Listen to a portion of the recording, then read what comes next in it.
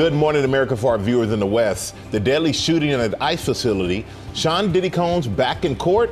Plus, Robin's one-on-one. You were dancing on the ceiling with Lionel Richie. On alert. ICE facilities around the country stepping up security after the deadly shooting in Dallas. Going to be a sniper on top of the roof. This morning, what investigators know about the 29-year-old suspect and what FBI agents found on a nearby rooftop. President Trump's retribution campaign. Sources tell ABC News his new hand-picked U.S. attorney plans to seek an indictment of former FBI Director James Comey, despite other prosecutors finding there's not enough evidence to charge him with a crime, as the president demands federal prosecutors go after his political opponents. $1 million heist. More than 20 people storming a jewelry store, shattering glass in broad daylight. What we know about the brazen robbery. Sean Diddy Combs back in court for the first time since being acquitted of sex trafficking and racketeering conspiracy. Why his attorneys say his lesser convictions should be thrown out. Demanding answers. It's like a nightmare. I'm still waiting to wake up. The family of the man who died after riding a roller coaster speaks to Victor Akendo. How difficult is this period for you, not knowing exactly what it was that happened to Kevin? Sharing what they believed happened to him. He gave me a call that morning, excited for the whole day, and he got on everything else that day. And that was the last ride he got on. Falling cruise fares. How you could hit some holiday hotspots for less than $40 a night. Rihanna's new baby girl, the superstar mom of 3, releasing new photos and a sweet nod to her little one's name.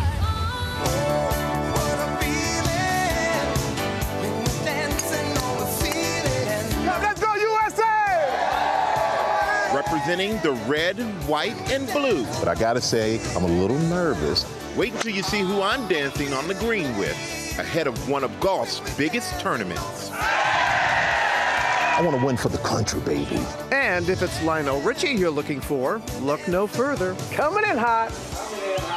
Oh, yeah. One-on-one with the legend. You can probably tell me half of my life story. And his story is one you don't want to miss. Live from ABC News headquarters in New York City, it's Thursday. Good morning, America. Nice form there on the links. Kind of fell back off my drive, but I'll keep my head down next time. Good morning, America. There's so much more you want to say about that. We actually have a lot to get to, including the details on the popular baby food pouch recall across 28 states and online. President Trump's pressure on the Justice Department to punish his adversaries, protect his allies. Plus, we had a surprising spike impacting the housing market. Rebecca Jarvis will break that down for us. And Ginger, she's tracking the tropical threats as a new storm is forming in the Atlantic. But we're going to begin with ICE facilities all across the country on high alert after that fatal shooting at an ICE facility in Texas. The gunman opening fire from a rooftop, killing one detainee, leaving 2 others in critical condition. Police say the suspect then took his own life. This morning, Maria Villarreal is there on the scene for us in Dallas. Good morning to you, Maria. Hey, good morning, Robin. This is actually where the shooter took aim, right above this building here, firing several rounds about 100 to 200 yards into the back of this ICE facility. As you mentioned, 1 person was killed, 2 others were wounded, and we do know at least one of the victims is from Mexico. This morning, an urgent investigation underway after a shooter opens fire at an ICE facility in Dallas, Texas, in what authorities are calling an act of targeted violence against the agency, killing 1 detainee and critically injuring 2 others before taking his own life. Early evidence that we've seen from rounds that were found near the suspected shooter contain messages that are anti-ICE in nature. SWAT teams rushing to the scene just after 6:40 Wednesday morning, responding to reports of a man firing multiple rounds from a rifle. Going to be a sniper on top of the roof. All of the victims shot while still in transport vans. No ICE officers were injured. Authorities say the alleged shooter was located on a nearby roof a few hundred yards away. Bullets shattering a window and a display with an American flag. Hubieran como 20 detonaciones. Myra from Nicaragua telling me she heard the gunfire while inside waiting for her immigration status check-in. Her daughter, who was on a call outside in her vehicle recording those gunshots. FBI agents finding rounds of ammunition on the rooftop where the alleged shooter, 29-year-old Joshua John, was perched, with writings on one unspent round reading anti-ice. Police say the suspect's vehicle had a poster taped to the rear fender showing a map of an alleged nuclear fallout, though it's unclear if there's any link to the shooting. According to his friends, the alleged gunman was not overly political and was mainly interested in video games and internet culture. This attack comes on the heels of a bomb threat on the same facility just last month. And in July, authorities say multiple armed assailants attacked an ICE facility in Alvarado, Texas, where one officer was wounded. This is the second time I've had to stand in front of you and talk about a shooter at one of my facilities. It's just got to stop. Back in Dallas, the community now in mourning. Pray for the speedy recovery for those who are hurt and were injured in what happened. We're a country and a city that needs prayer.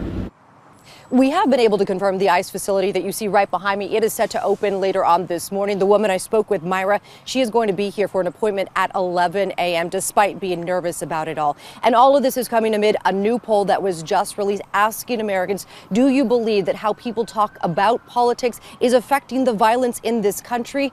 82% said yes. George. Such a tense time. Okay, Maria, thanks very much. We're getting the latest now on President Trump's retribution campaign against his political opponents.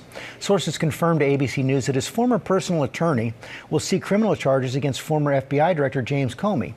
Trump installed her as U.S. attorney after firing her predecessor because the predecessor refused to indict Comey, citing insufficient evidence. Chief White House correspondent Mary Bruce has the story. Good morning, Mary. Good morning, George. And this would be the first criminal case against one of President Trump's main critics. The president has long demanded that the DOJ prosecute and go after James Comey. And this morning, sources tell us that federal prosecutors plan to do just that and go ahead and try to seek charges going against the recommendation of other prosecutors who have found no probable cause. This morning, after an intense public pressure campaign, sources tell ABC News President Trump's new hand-picked U.S. attorney plans to give him what he's been demanding and seek to indict former FBI Director James Comey, despite other prosecutors finding there's not enough evidence to charge him with a crime. Will you take some questions? But Trump has been adamant, just days ago directing his Attorney General Pam Bondi to go after Comey, calling him guilty as hell, adding nothing is being done, and we can't delay any longer. We have to act fast. If they're not guilty, that's fine. If they are guilty or if they should be charged, they should be charged. And we have to do it now. Sources say the president forced out his own appointed U.S. attorney for Eastern Virginia, whose office had been investigating Comey for 3 months, replacing him with one of his personal lawyers, Lindsey Halligan, saying Halligan would get things moving. But when Halligan reported to work Monday, sources tell ABC News prosecutors presented her with a memo recommending that Comey not be charged with the crime, saying there was not enough evidence. But sources tell us Halligan is prepared to seek an indictment anyway, that she will soon attempt to convince a grand jury there is probable cause to charge Comey with lying to Congress and obstruction of justice. Halligan, an insurance lawyer, has never prosecuted a criminal case in her career or presented evidence to a grand jury. And she's racing the clock. The statute of limitations to seek an indictment against Comey runs out next week. Comey is Trump's longtime nemesis, ever since the president fired him early in his first term. Lordy, I hope there are tapes. Trump blames Comey for the investigation into Russian interference in his 2016 campaign. But he's also a controversial figure for Democrats, many of whom think he cost Hillary Clinton the presidency by reopening the investigation into her private email server just 11 days before the 2016 election, only to clear her days later. The president has been demanding federal prosecutors use the criminal justice system to go after his political opponents, including New York Attorney General Letitia James, Democratic Senator Adam Schiff, and former National Security Advisor John Bolton, whose home and office the FBI searched last month related to allegations he possessed classified documents. While on the flip side, his administration is dropping investigations into Trump's allies. closing a probe into his border czar Tom Homan for allegedly taking $50,000 in an FBI sting operation, money the White House says Homan never took. Earlier this year, the Justice Department also dropping its corruption case against New York City Mayor Eric Adams in an apparent attempt to free Adams to cooperate with the president's federal immigration agenda. And the president has been pardoning his political supporters, like Paul Walzak, a Florida businessman who pleaded guilty to tax crimes. According to the New York Times, Walzak's mother has raised millions for Trump's campaigns, and this year attended a $1 million a person fundraiser at Trump's Mar-a-Lago club, though it's unclear what, if anything, she donated to attend. Trump also pardoning reality TV stars Julie and Todd Chrisley, who were convicted of bank fraud and tax evasion. Their daughter, a speaker at the 2024 Republican National Convention. And of course, the president issuing those sweeping pardons to more than 1,500 charged for their role in the January 6th attack on the Capitol. Democrats are also accusing the Trump administration of weaponizing the Securities and Exchange Commission, with Senator Elizabeth Warren saying the SEC now serves friends of the president, pointing to businessman Devin Archer, a former business partner of Hunter Biden who shared details of their relationship to appeal for clemency after he was convicted of defrauding investors. He was pardoned by Trump, but later faced additional fraud charges before the SEC. Earlier this week, his case was dropped. Others point to Chinese billionaire Justin Sun, who invested $75 million on a crypto coin backed by the Trump family and saw his own civil fraud case, which began in 2023, put on hold earlier this year after Trump returned to office. Now, Halligan, we're told, is still planning to move ahead with this case against Comey, but the bar for indictments like this is high. DOJ policy is that prosecutors should only seek to bring charges if they believe they can obtain a conviction. And other prosecutors have already warned Halligan they don't think the evidence is there. George. Okay, Mary, thanks. Let's bring in our chief legal analyst, Dan Abrams. You know, Dan, President Nixon was forced out of office in part for using the Justice Department to go after his adversaries, protect his allies. We just saw the pattern there of what's been going on in the Trump administration. And this move to indict Comey, the latest example, probably the most egregious. Yeah, I mean, look, there's the how it went down, and then there's the potential case, right? The how it went down immediately becomes a concern, which is the U.S. attorney appointed by Trump decides there's not enough evidence to move forward here. And by the way, that's what his line prosecutors apparently thought as well. President Trump doesn't like that answer, announces publicly he thinks there's a great case, puts in his own personal lawyer who has no prosecutorial experience, right? She's an insurance lawyer who's now put in that position. And suddenly, with the statute of limitations looming, it seems that they're now going to seek an indictment against Comey. But then you look at some of the facts, right? And I dug into every statement that Comey has made. And it's going to be a really hard case if they bring this. Because for perjury, you have to prove the person knew what they were saying was false. And you go through each of the statements about leaks and about the investigation. Much of this stuff has been reviewed by the Inspector General already.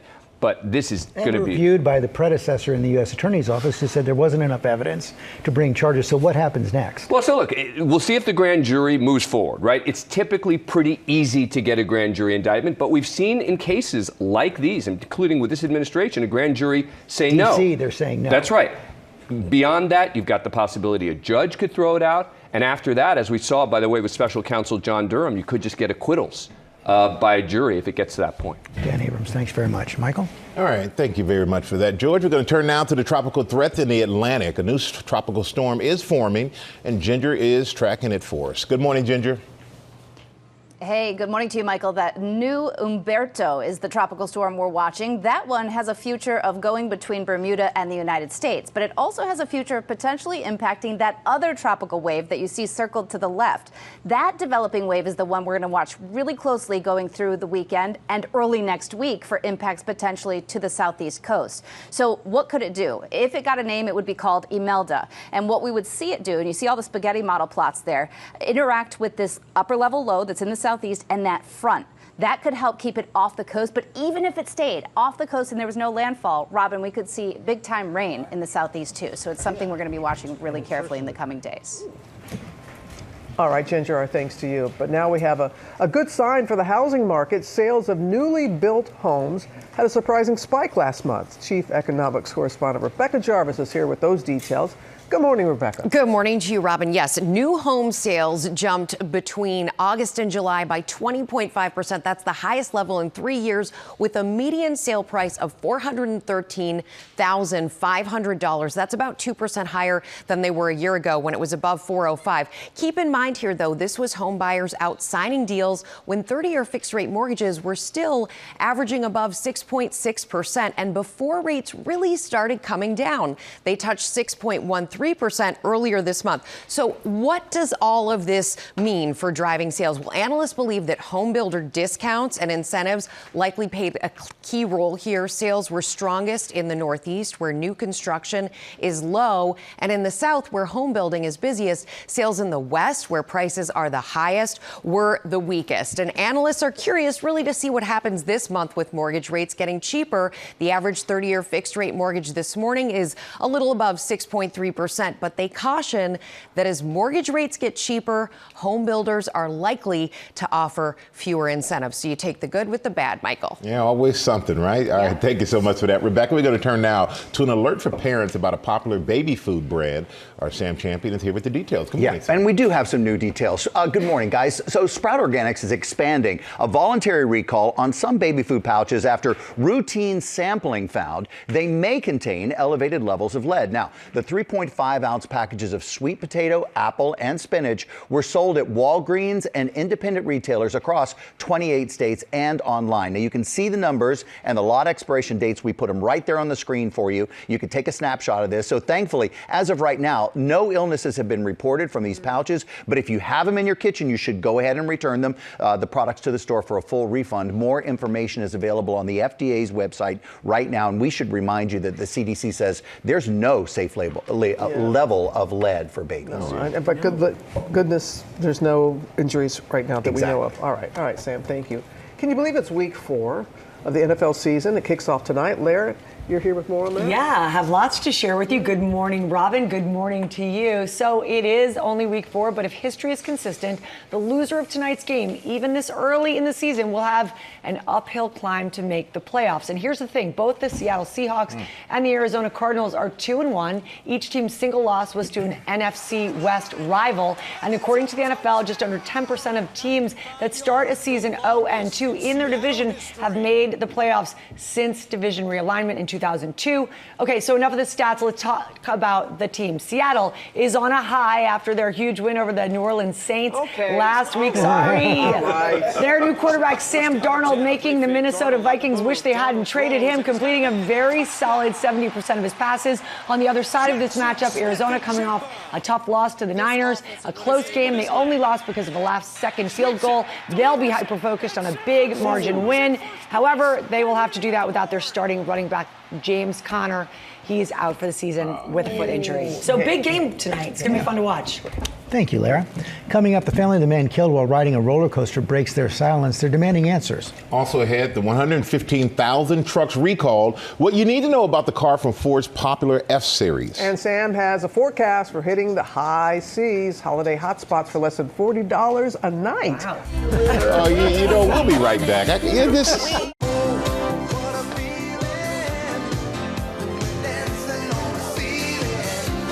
Back here on GMA, yes, just one of the many hits for Lionel Richie in a career spanning nearly 6 decades. I had a chance to sit down with him, talking about the highs and lows in public and behind closed doors ahead of the release of his memoir. That's coming up. The song always puts a smile on your face. First new at 7:30, Ford is recalling more than 115,000 Super Duty trucks from popular F-Series, all from the 2021 model years. Ford says a faulty steering column could result in loss of control. Owners can return to a Ford dealer for repairs. Also, take a look at this smash and grab robbery in broad daylight in the San Francisco Bay Area. More than 20 people stealing at least $1 million worth of merchandise. Several suspects are now in custody. Some jewelry has been recovered, and it is the second time that store has been targeted in 2 years. And Aaron Judge hit home run number 50 last night, joining Babe Ruth, Mark McGwire, and Sammy Sosa, the only major leaguers with 4 seasons with at least 50 home runs. And Judge also smacked home run 51 just to add to it. as he can only do, help, rise for the judge. Also, catcher Cal Raleigh making history, hitting his major league leading 59th and 60th home runs last night. Woo! He became just the 7th player ever to reach that milestone. Raleigh has 4 games left to top the American League record of 62 homers set by Aaron Judge in 2022. There you go. We're going to turn now to new details on the man who died after riding a roller coaster at a Florida amusement park last week. His family is now demanding answers as they share how they believe he died. Victor Kendo is in Orlando with the story. Good morning, Victor. Good morning, George. This family is devastated right now, telling me how Kevin Rodriguez Zavala loved roller coasters, rode them his entire life despite being in a wheelchair and never had an issue. This morning, they want answers. It was like a nightmare. I'm still waiting to wake up. This morning, the family of 32-year-old Kevin Rodriguez Zavala demanding answers after he died following a ride on Universal's Stardust Racers roller coaster in Orlando last week. How difficult is this period for you, not knowing exactly what it was that happened to Kevin? It is so difficult because I have no idea what happened there. And I don't have my kid. Kevin became unresponsive while riding the new attraction, first responders rushing to his aid. He is not breathing and CPR is in progress. The medical examiner determining he died of multiple blunt impact injuries. Our investigation so far has confirmed that Kevin suffered repeated head injuries during the ride and was unconscious for the majority of the duration of the ride. But I heard from other people that he was hitting his head back and forth. So, my question is, what happened to him doing that? Something happened there. Zavala was born with spinal cord atrophy and used a wheelchair. A lover of theme parks, he rode the Stardust with his girlfriend of 10 years in the front seat on the last section of cars. He didn't have limits. My mom made sure that his child with his condition would have no limits. He gave me a call that morning, excited for the whole day, and he got on everything else that day. And that was the last ride he got on. Stardust Racers opened in May and can hit heights up to 133 feet and speeds up to 62 miles per hour. According to the park's safety and accessibility guide, it's been designed to accommodate those transferring from their wheelchair to the ride vehicle. In a memo sent to staff, the president of Universal Orlando Resorts said an internal review found the ride systems functioned as intended. The equipment was intact and park employees followed procedures. They keep saying there was no malfunction, but that still doesn't mean that there were safety issues that failed and were not addressed to cause Kevin to be killed. And that is the issue. What were those safety issues? Kevin's family now on a mission. For you, Kevin's family, what does justice look like? We just want it to be safer, make it so that everybody can enjoy it and not have to go through this again. And that Stardust Racers roller coaster remains closed as it undergoes a comprehensive review. Guys? Yeah, thoughts with the family there, Victor. Thank you so much. We're going to turn now to Sean Diddy Combs returning to federal court for the first time since his conviction on prostitution-related charges, as his attorneys try to convince the judge to overturn the verdict. Chief Investigative Correspondent Aaron Katersky is at the courthouse. Good morning, Aaron. Good morning to you, Michael. This is the first time we're going to see Sean Combs at this courthouse since his acquittal on sex trafficking and racketeering conspiracy charges, and he's now out to convince the judge to throw out his conviction on those lesser charges. Act bad, act bad, act bad. This morning, as he awaits sentencing, Sean Diddy Combs is trying to get his conviction on federal prostitution-related charges thrown out. His family and supporters celebrated in July when Combs was acquitted of sex trafficking and racketeering conspiracy. He was convicted of 2 lesser counts of transportation for the purposes of prostitution for paying male escorts to participate in choreographed sex performances called freak-offs with girlfriends like Cassie Ventura. His attorneys say the charge did not apply because Combs was a voyeur, not a pimp, arguing that he typically hired the services of male escorts or dancers advertised openly through lawful businesses, that the men were paid for their time, and that they enjoyed the activities and had friendships with Ms. Ventura. Federal prosecutors say that doesn't matter because Combs transported the escorts, paid them, and directed the sexual activity. For the judge to set aside this conviction or order a new trial, the bar is extremely hard because the judge has to look at the evidence presented at trial and find that there was no way a jury could have reasonably found a conviction. Assuming the conviction here stands, Combs is going to be sentenced on October 3rd. That's when prosecutors are going to request that he serve at least several years in prison. Defense attorneys cast him as a reformed domestic abuser who deserves no more than time served, saying anything less, guys, would be a perversion of justice. Guys? We will see what happens, Aaron. Thank you. We're going to turn now to the deal the president is expected to sign today that would keep TikTok operating here in the U.S. Chief White House correspondent Mary Bruce is back with that story and what it means for TikTok's algorithm. Good morning again, Mary.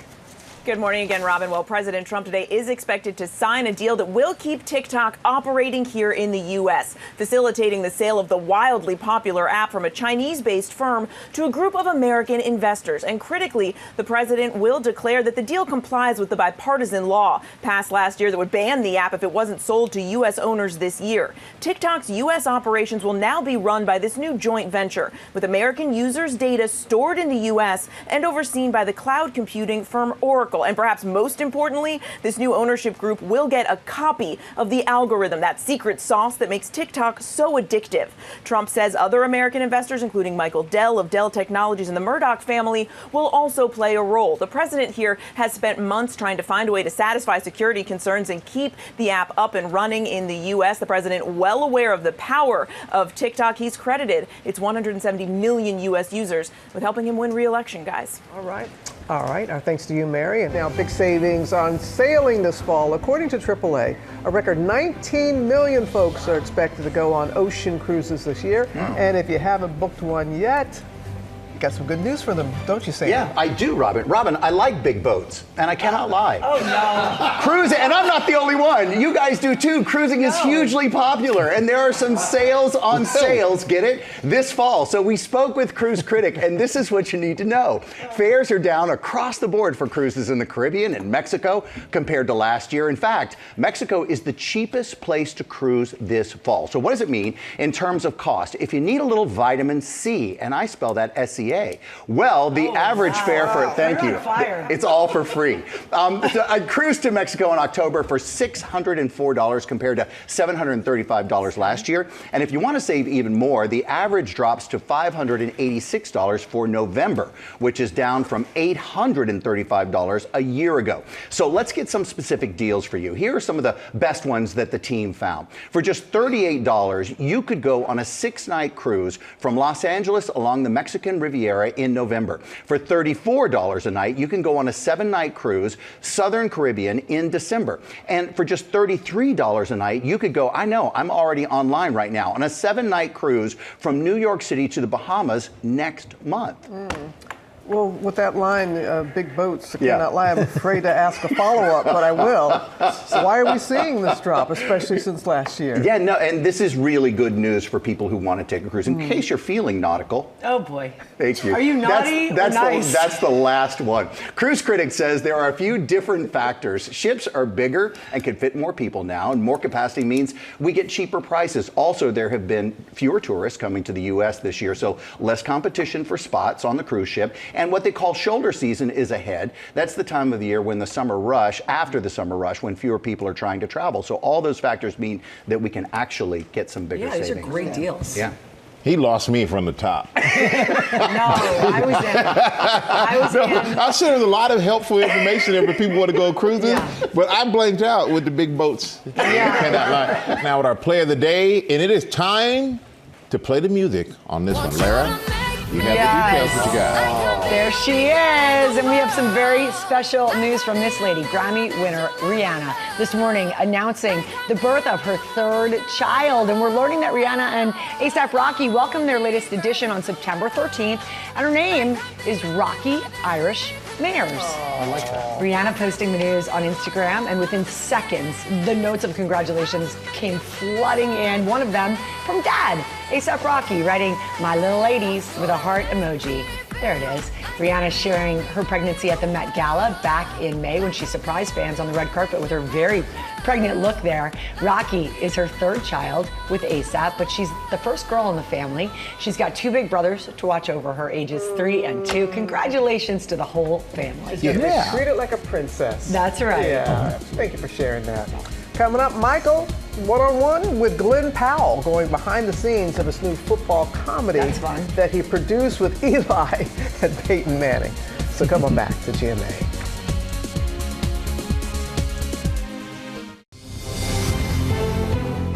Good morning, America. It's 8 a.m. Shutdown showdown. Deadline for a shutdown a week away. The White House instructs federal agencies to prepare for mass firings if a deal isn't reached, after President Trump canceled a meeting with top Democrats. You think we could get some exclusive behind-the-scenes access with Glenn Powell? Yes, you can. We are on the gridiron with the superstar, flying from Twisters to Top Gun. Which one of y'all has what it takes to follow me? And now, we're following him in disguise as Chad Powers. Glenn, are you in there? I could not believe my eyes. And Grammy-winning superstar Lionel Richie. You know what I'm saying? Look at us. Reflecting on a lifetime of highs and lows in his new memoir. From his years with the Commodores and their painful split, to his love songs and loves. And now reaching a new generation on American Idol. They're already scared to death. They need a hug. He truly opens up. And he's here to say, good morning, America. Live from ABC News headquarters in New York City, it's Thursday. Good morning, America. So many hits, so many hits. Yeah. And we've got once, twice, 3 times the star power. We're saying when you need them. 3 times the star power this morning on GMA. Lionel, Glenn Powell, who we spoke with, and Mark Wahlberg live in our studio to tell us about his new movie. Yeah, got a big morning here. Also ahead, make it even bigger. Tori Johnson is here with deals and steals on products to give you a little peace of mind so you can feel prepared in an emergency or an unexpected situation. And they're up to 61% off. First look at the top stories breaking today. We start with the looming government shutdown. Lawmakers face an October 1st deadline to pass a funding bill to keep the government running. The Trump administration is planning mass layoffs of federal workers if shutdown happens. Senior political correspondent Rachel Scott at the White House with the latest. Good morning, Rachel. Hey, George, good morning to you. And the clock is ticking. We are now just 6 days out from a government shutdown. And this morning, the White House is telling federal agencies to prepare for furloughs and threatening mass firings if an agreement is not reached. In a memo obtained by ABC News, the White House and the administration revealing programs that do not align with the president's policies could be targeted. This is a major escalation and a significant break from the way that shutdowns are traditionally handled, where furlough employees are then brought back once an agreement is reached. Democrats, including Senate Minority Leader Chuck Schumer, calling this an act of intimidation. But these two sides are at odds. Democrats have a series of health care demands. Republicans are not on board for that. The president was supposed to be meeting with congressional Democrats here at the White House. He called off that meeting. Congress is now out of session this week, but when they come back, they are just going to have days to try to avert this shutdown, Michael. Yep, the time is ticking. All right, Rachel, thank you so much. We're going to turn now to the first lawsuit against American Airlines and the federal government over the fatal mid-air collision over Washington, D.C. earlier this year. Jay O'Brien has the story. Good morning, Jay. Good morning, Michael. This is just the first in what's expected to be a series of lawsuits over that collision between a passenger jet and an Army Black Hawk helicopter at D.C.'s Reagan National Airport in late January. 64 people were on board that American flight, 3 on the helicopter. All lost their lives, the deadliest U.S. air disaster in more than 2 decades. This suit, filed by the family of passenger Casey Crafton, claims that the airline, FAA, and the Army were negligent, missed warning signs, and, quote, utterly failed in their responsibilities to the traveling public. American has said they've been focused on supporting the families of the passengers and the crew, but will defend against any suit claiming the airline contributed to the accident. And the FAA has said it's made significant changes to safety in and around Reagan National since then. Meantime, the Justice Department, which is representing the U.S. government, saying this morning they'll pursue a just resolution that, quote, provides fair compensation to the victims of this tragedy. Robin. We continue to think of all those families impacted by this. All right, Jay, thank you.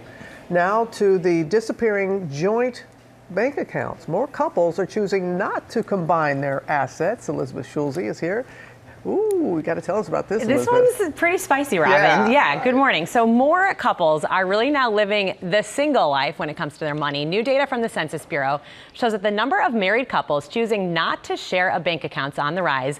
About 1 out of every 4 couples, 23%, didn't have any joint account in 2023. That's compared to 15% back in 1996. So researchers say there are a couple factors that help explain this. One is that people are getting married later in life when their finances are already more established. The median age that women tie the knot, now 28, up from age 25 2 decades ago. Men are typically getting married closer to age 30. Another explanation is that more couples are waiting to combine their accounts until they have kids. Now, no major tax benefit to having a joint bank account with a spouse, but it can help make budgeting a little bit easier. You're, tracking your expenses from one place. You can see where the money is going and coming. But this data suggests couples, maybe they don't actually want to see where all that money is going. They don't want to share that information. Even people who do have joint accounts are choosing to keep an individual account at the same time. I'm just thinking how it would go if I went to Allie and said, hey, no more joint accounts. She would love it. Well, I had one, George, and then I had half of one, George. It's another story for another time. Thank you so much, Elizabeth. Coming up in our GMA Morning Menu, Lionel Richie truly opens up to Robin about his new memoir. Robin, don't stop laughing. All right, we had a surprising job he thought he wanted before music. Oh, Michael. And Michael has an exclusive behind-the-scenes visit to the set of Chad Powers with Glenn Powell. And Dan Lebesky is here as we swim with the sharks this week. He's answering your questions. Lara, got a special guest there. Mark. I do. Wahlberg, guys. Mark Wahlberg in the house. He's got a brand new movie. We're going to talk all about that and a lot more. Are you happy to be here? I know we're happy to have you. Ecstatic. And then he is. I swear, he is. And Sam has some amazing deals and stills. Static, because we've got a big September deals box. We do. It is our limited edition deal box right here. 22 full-size products, no sample sizes ever. You can try skincare, tech, accessories, home, and more. And just 2 products have a retail value that is greater than the deal price of the whole box. Plus, it's always free shipping, so get yours now. That's worth staying for, but there's even more deals, so we'll be right back. That is unbelievable. And he's here to say, Good morning, America. I thought you were going to say hello. Did you want me to say hello? Yeah, hello. Hello, America. Hello. You don't know hello. Hello. Hello. Hello. There you go. There you go. Hello. Is it me you? That was just for y'all. That was just for y'all. God, thank you very much. And scene. Our GMA cover story for decades now. Lionel has been telling love stories with the songs he writes. Now he's telling his life story. It's a brand new memoir. It is called Truly. It is a must-read. Had a chance to sit down with the Grammy and Oscar-winning superstar and fellow child of Tuskegee, Alabama, for a preview of some of the revealing details. Coming in hot. Coming in hot. Oh, yeah. Look at you. Look at us. This morning, a warm welcome from Lionel Richie. You can probably tell me half of my life story. The other half is just kind of in the pages. I realized that not only do you want to talk about the fun stuff, you have to talk about the painful stuff. The music icon now sharing vulnerable details about his life story in his new memoir, Truly. What is a story that you've never said out loud until now in this book? I grew up totally in fear. I didn't know what ADHD was. You know, can you play baseball? Nah. Football? No. Basketball? No. Tennis? Kinda. I was very anxious about everything. And at the same time, I kept trying to fake it. I kind of found some new areas of my life that I didn't know I had in me. Lionel starting off with his formative early years growing up in Tuskegee, Alabama. Your grandmother was classically trained in piano. You've had hit after hit after hit, and you can't read music. Cannot read it? How can that be? Listen, I don't know, and I've asked God that several times, and it was said to me by Marvin Gaye, there is an answer to this. Don't go looking for it. Just accept it. I like that. With over 125 million albums sold worldwide, songwriting became Lionel's superpower, with hits like Dancing on the Ceiling and All Night Long. Funny enough, this wasn't his first dream job. I was going to be a priest, and then I remember going back to the Father Jones, and I said, I don't think I'm going to be priest material. And it went on. I started being the writer and the lead singer. Performing at talent shows as a freshman at the then Tuskegee Institute in the late 60s ultimately led Lionel to the funk band where he became a household name. Let's talk about the Commodores. Thank God for the Commodores, because I never would have discovered Lionel Richie, because I found something in my life that was never present until I joined the band. Do you have a favorite Commodore song? Brick House will always be, forget about it.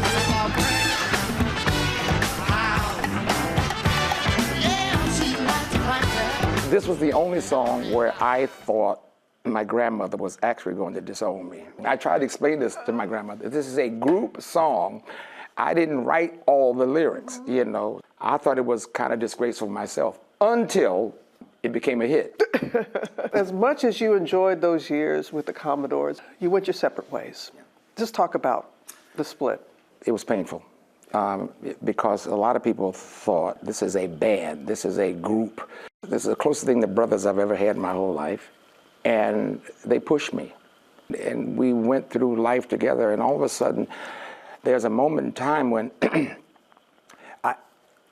I was having such a moment of discovery that I could write, that I didn't realize that, okay, that's a hit, and then that's a hit, and that's a hit. You're the writer of that song. You get a check for the sales of that song as a writer. The king of love ballads like Hello. Also reflecting on his once tumultuous romantic reality with his college sweetheart and first wife Brenda, then his second wife Diane. And this is something that you wrote. You said, I started to think, I might be good at writing love songs, but I am not good at it.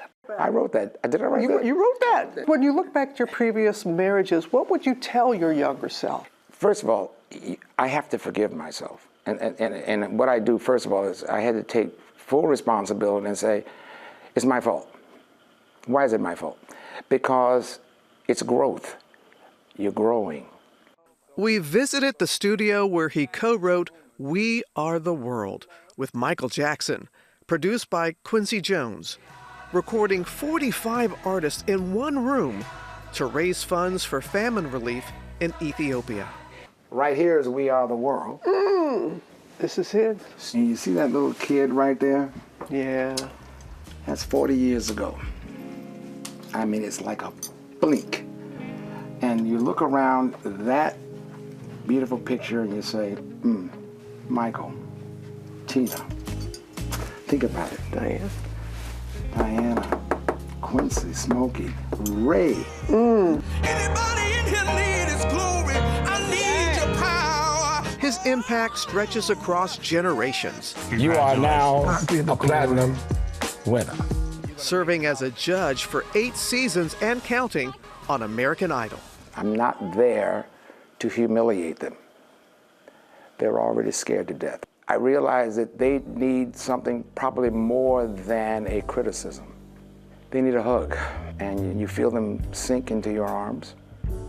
I think in part the book, it's like you're telling the world, we need to be told that we're loved. We need a hug. We need a hug. The world needs a hug right now. Yeah, the stories are great. The stories are great. But what turned me into me was the world said, hey, Lionel, I like what you're doing. Keep up the good work. I have to tell you, in reading his book, it's like he's giving us a hug. Yeah. It's like I've known him. Our families knew each other back in Tuskegee. And I learned so much in reading his book. Got so much positive energy. Oh my gosh, he really does. But he does talk about the lows as well, and he talks what he considered the scandal of his century. Yeah. He didn't shy away from that. And those 3 rings that he wears around, they're the loves of his life, his 3 children. Oh. And he talks about that because we have so much more to this conversation, including his bond with his children and why his grandkids call him Scissorhand. Scissorhands. That's his grandpa name? That's his grandpa name. That's so funny. You'll find out on Impact Nightline special, truly, Lionel Richie, that is streaming also on Hulu right now, and Disney Plus. And his memoir comes out on Tuesday, and next Monday, you know who's going to be here. You know he's going to be here. Lionel's going to be right here in the studio with us. This was so good. I actually do need more. And sometimes we just do a thing about a show that's coming on later. No, I really want more of that interview that you did. I appreciate And that. thank you for lending me the book. Oh, He's so cheap. All right, we're joined now by two-time Academy Award nominee Mark Wahlberg, and he's here to talk about his new film. It's called Play Dirty. We're going to chat in a moment, but first, let's see a clip.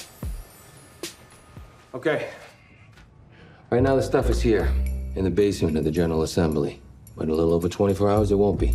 The outfit will have taken it. Do you know how they're gonna do it? I mean, all that security. 7 Line runs under the UN. It used to be a stop there, now it's a ghost station. Maybe they have an inside man to smooth it along. We're not sure. I love these type of movies. I do too. Yeah, throwback. It's called old school, real gut punch kind of crime movie. Yes. Tell us how so. Well, this is a very famous, from a long line of very famous crime novels. Lots of people have played Parker before.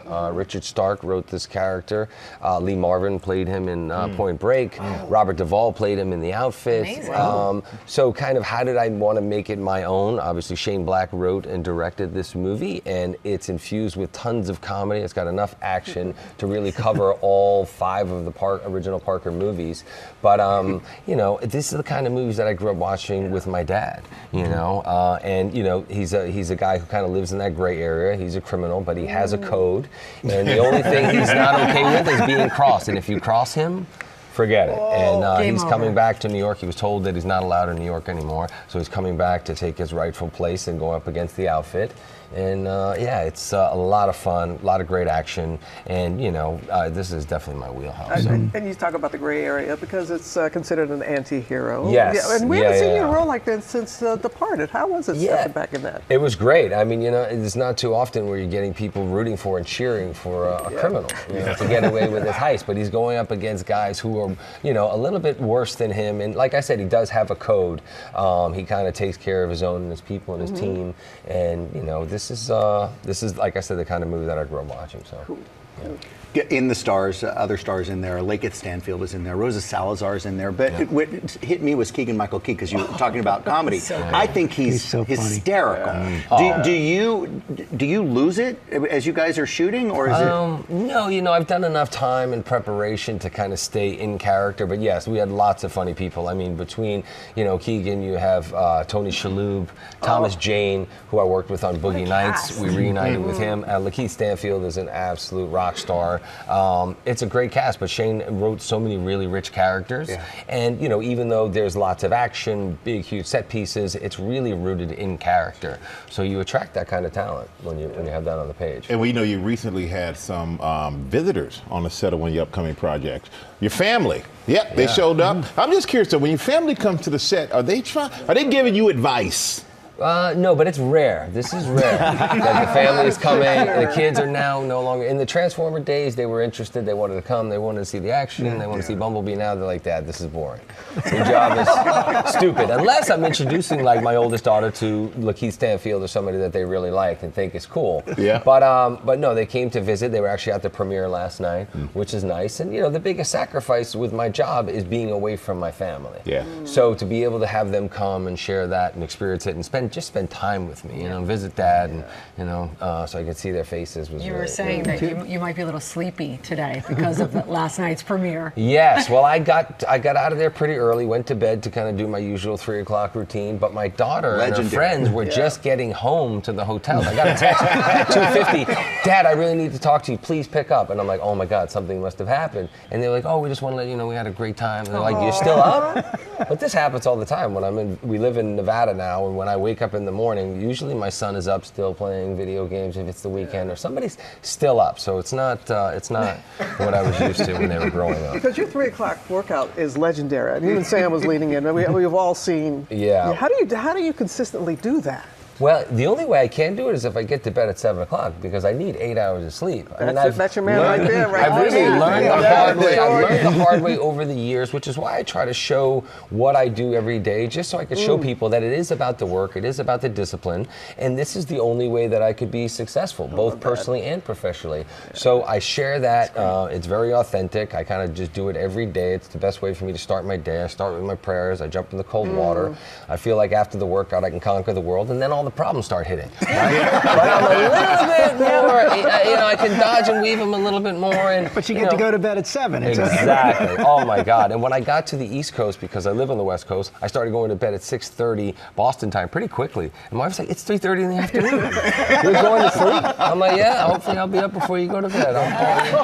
You're back in Boston now working on this film, Little Man. Tell us about it. Yeah, this is also based on a true story, and the original film was set in Germany. It's about a father and a son. The father is a truck driver. His son is autistic. He's trying to reconnect with his son, and they go on this road trip together. Basically, the son devises a plan where he can visit every NBA arena and see every NBA team before he picks his favorite team. My character's from Boston. My wife's character is from New York. They're big sports families. Obviously, those are the big rivalries. And, sports is a big part of our house. And, my son is not good around crowds and noise and all of these things. And so for us to go on this journey together and really bond, and then I realized what a blessing my son is in the relationship that we have. But it's a wonderful story. Well, the original was fantastic. So if people get a chance to see it and they can read the subtitles instead of, unless they speak German, it was called Weekend Warriors. It's a lovely story. Well, it's a blessing to have you here, man. Thank you guys. Always. Thanks for having me. And Play Dirty is streaming globally on Prime Video next Wednesday. Make sure you check it out. Mark Wahlberg, everybody. We'll be right back. Welcome back to GMA, live from New York City. We are back with one of the biggest bets in golf. It tees off tomorrow, but before the pros hit the course for the Ryder Cup, some celebrities went head-to-head, including Michael Strahan. Yeah, George, it was an incredible day out there. Best Page Black out there in New York and Long Island. I know you guys are making fun of me saying you took a day. You weren't here yesterday because you were out here playing golf. I was representing our country. The USA. I just noticed. We missed you. The pressure was real. Check it out. The Ryder Cup brings together golf's greatest from the USA and Europe in a transatlantic battle royale. But before the pros tee off at New York's Best Page Black golf course, the Ryder Cup invited some celebrity golf enthusiasts to take a swing. Representing the United States of America, Super Bowl champion with the New York Giants, and Emmy-winning journalist, NFL Hall of Famer, Nightline. And yours truly was selected to represent Team USA. I am out here at the 2025 Ryder Cup, hanging out with a bunch of other celebrities in a Celebrity Ryder Cup Golf Challenge, USA against Europe.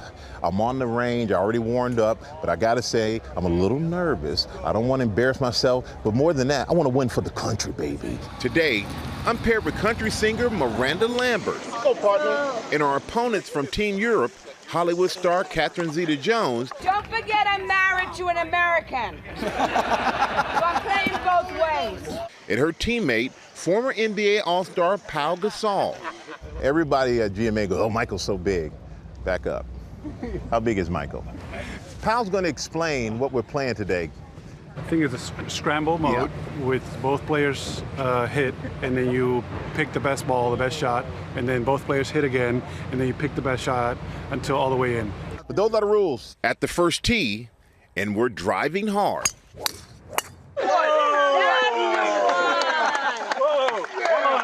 That's my partner. 3 holes down, and Team USA has a narrow lead. The fans are out in force, showing their support for us. For Team USA, USA! USA! and Team GMA. GMA! GMA! But Team Europe is putting on the pressure. Luckily, I found my secret weapon. Thanks to a generous spectator in the crowd. Our cigar helps me because so nervous out here because it takes your mind off of thinking about the next shot, especially with all this attention. So you're just kind of focusing on something else outside of your golf swing, which helps me relax. That's when Miranda and I kick it into high gear.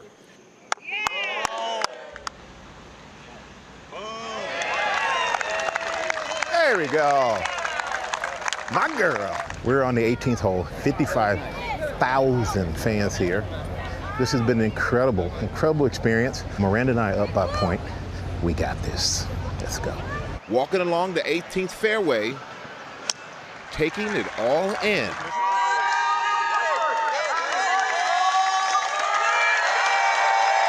Now it comes down to this.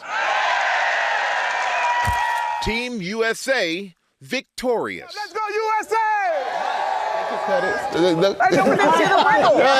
They didn't have to show any more of that. I wouldn't do it now, but the suit was split. But it was a lot of fun, and I know that you could kind of get a sense of what these players are going to feel out there at the Ryder Cup this weekend. Yep. But representing their country, so it's the only time in golf, really, if you think about it, you're a team. Yep. Yeah. That's true. Yeah, That's and George and I have been a team. We're a good team together out on the golf course. Yeah, he can play golf. I can't. Yeah, well, please, George, yes, you can. I believe in you. All right, you guys, now it is time for Deals and Steals. I got my girl, Tori Johnson, over here, and this morning we have products that give you peace of mind, right?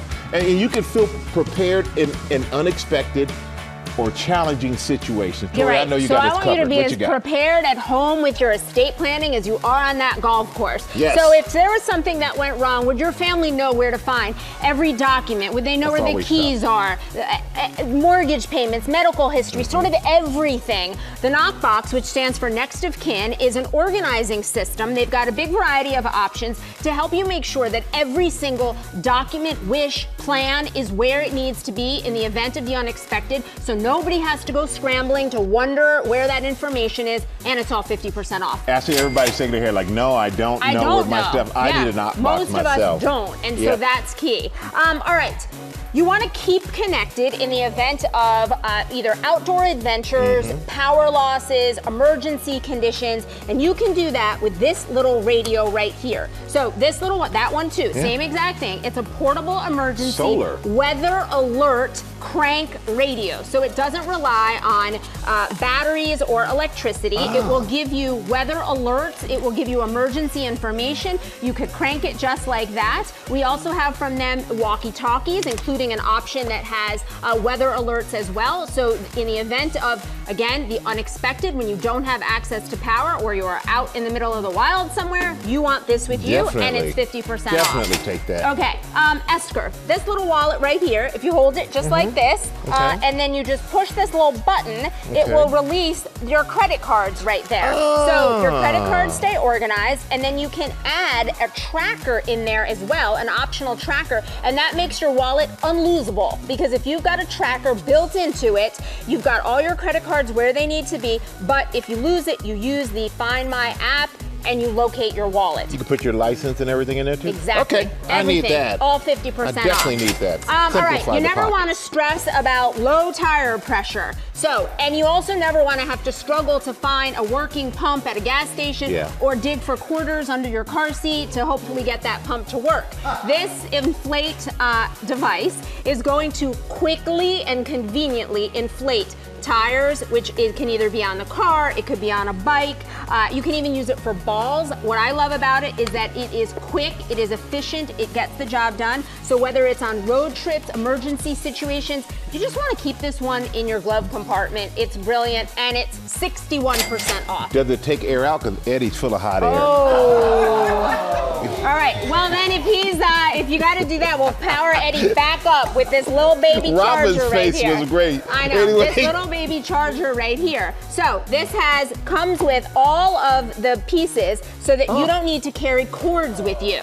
It will power up any of your devices on the go, small, compact, but powerful. Very easy to change the pieces $30 and free shipping. Free shipping. Then we love free shipping. And you know what? We also love Prepared Hero, because in the event of a small fire in the kitchen, you deploy the blanket that's in here. It will smother the fire, cut off the oxygen, put out that fire. We also have a full fire kit from them today. Prepared Hero, safety in the kitchen at 50% off. You know what? One of my favorite ones you've done, because these really are, good for safety, being stranded, all those things, Tori. Thank you. Great job, as always. And you can get these great deals with these companies that we partner with at gmadeals.com. That QR code on your screen, that'll take you there as well. So check that out. Now, with a new football comedy series that's sure to be a touchdown, thanks to its leading man. I'm talking about Chad Powers, starring Glenn Powell.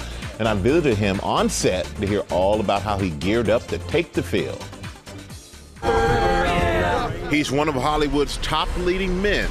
From action-packed blockbusters like Twisters. Can you shoot fireworks up a tornado? And the answer is yes. Yes, you can. To the spicy rom-com Anyone But You. Are you two really getting to know each other in a very respectful manner? Glenn Powell's Charmed, flying high in Top Gun Maverick. Which one of y'all has what it takes to follow me? Before his latest project, the actor is co-creator of a brand new Hulu series called Chad Powers, and he's almost unrecognizable. So if you go west in West Virginia, it's the westest of the west of Virginia. I'll be honest with you, you're not what I expected. I'm looking at you and I'm going, I look different in person. Glenn, right? are you in there? They always look different in person. The show drawing inspiration from a 2022 Eli Manning sketch. How do you find your walk-ons here at Penn State? Where my former Giants teammate goes deep undercover to experience firsthand a Division I college football tryout under the alias Chad Powers. Chad Powers, you ain't seen nothing like him. He's doing this incredible tryout. He actually was looking better in that tryout than he looked when I played with him. Don't tell him I said that. I think he'll find out. See those feet, baby. We took that concept and that inspiration and have doubled down on the prosthetics, updated it, improved it, new model, new Chad, and we're making a hell of a show here. You take your helmet off. I'm gonna leave it on. Why? In this helmet, I feel strong, like a strong, powerful male. Eli and his brother Peyton Manning both serving as executive producers for the series. So what was it like working with those two? Those guys, I gotta say, one of the coolest thing about the Manning boys is that they are extremely involved. What makes this show different is we wanted this thing to be funny and heartfelt, but to have the football be legit.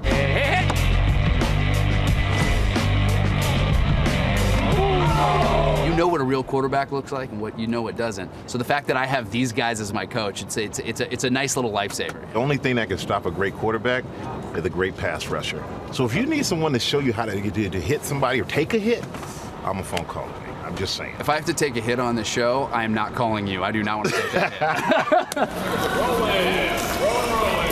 hit. We got exclusive behind-the-scenes access on set at Georgia State University in Atlanta, starting with makeup. It takes us about just under an hour to transform him into Chad Powers. There's a forehead piece, a cheek piece, a nose piece, an upper lip.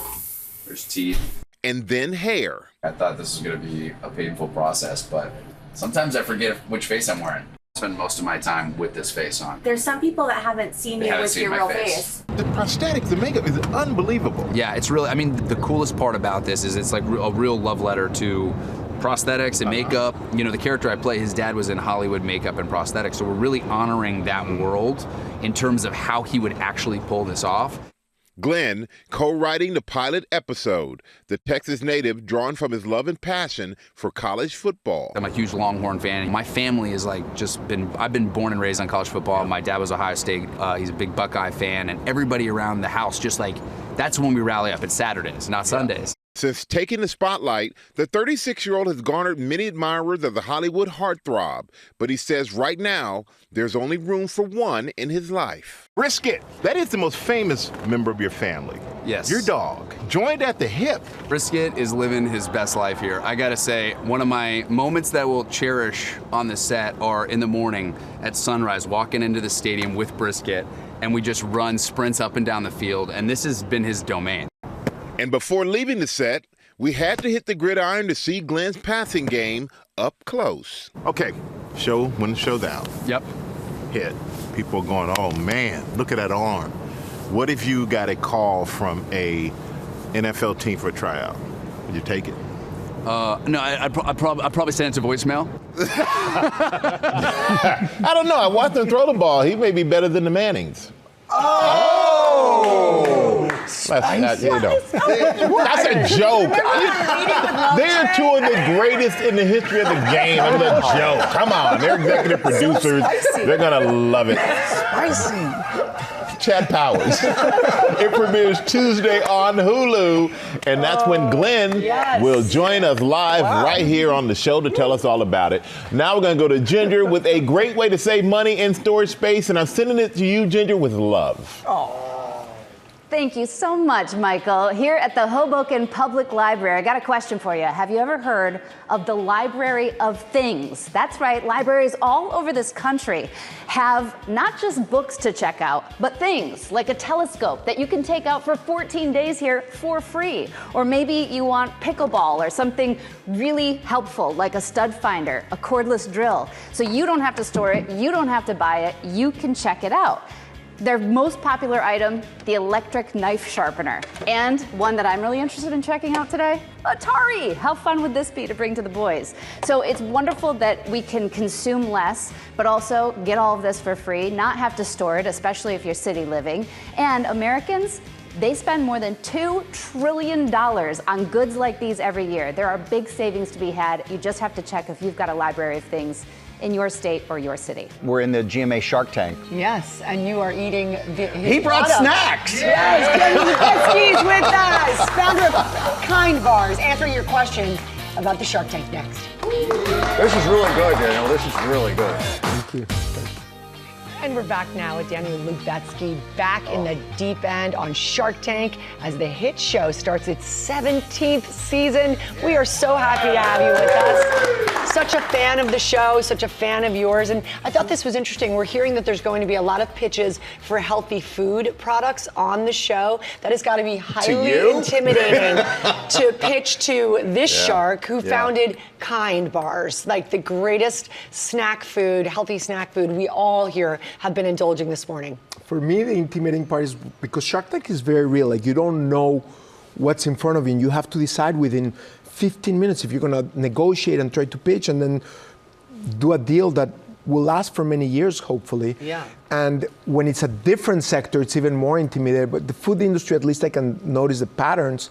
But it's always a lot of tension because you don't even want to let the sharks know what you're thinking because they'll steal a deal from you. Swim right in. And it's there's all these interesting gaming dynamics, and obviously you do it out of love to try to help the entrepreneurs. But there's the competitive spirit also comes through, and it really recreates a.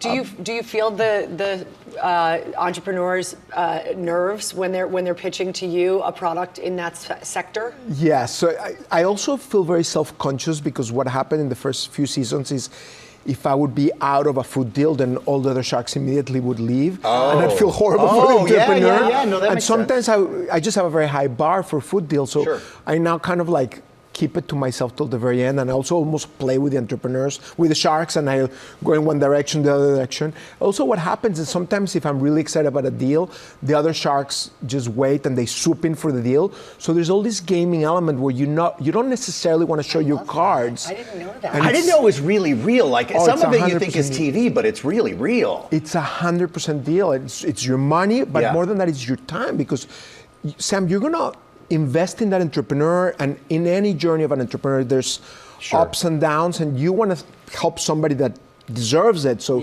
you need to try to sense their authenticity, their candor. Are they a good person that you want to invest in? In a short amount of time. Yeah. So 17 seasons for Shark Tank, which is crazy for me to think about, but you've actually done 7 now. Yeah. I bet you're different now than you were then. I understand there was a little family drama when you started to go all in on some of these deals, and you went home and your wife was like, wait a minute, hey.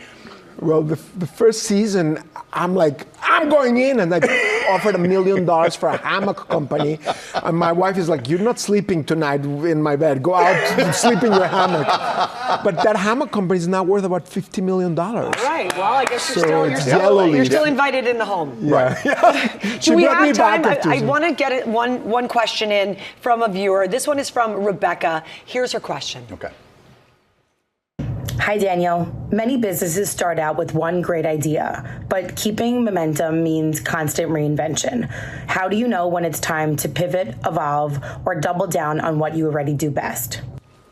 You know, this is a really good question. It's one of the hardest things for an entrepreneur to figure out when to stay focused and to be disciplined and have grit versus when to listen to the universe's signs and say, you know what, it's time to pivot. And it's kind of in real life, like if you're in a date and you have an awkward silence, you need to just stay with it and not give up. But if she's texting her ex the whole night, then maybe it's time to pivot.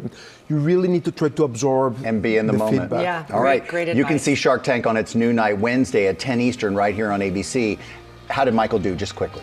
Michael was amazing. By the way, we want you to have a great day, truly. Thank you. I'm recycling. Yeah. Truly.